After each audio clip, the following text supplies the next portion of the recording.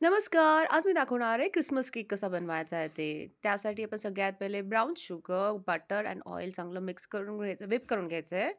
मग curd add करायची कारण आपण एगलेस केक बनवतोय म्हणून. दही चांगलं मिक्स झालं, की ह्याच्यामध्ये क्रिसमस स्पाइसेस ॲड करायचे. प्लीज कॅप्शन चेक करा आपण कोणते स्पाइसेस वापरतोय ते.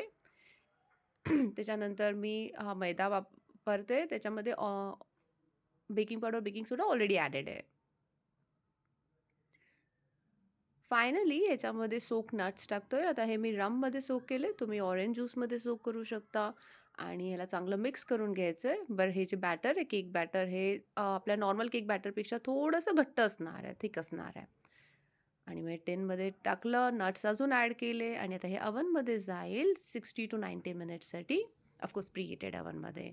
आणि टडाव! असा तुमचा क्रिसमस केक सुंदरपणे तयार झाला आहे. Thank you.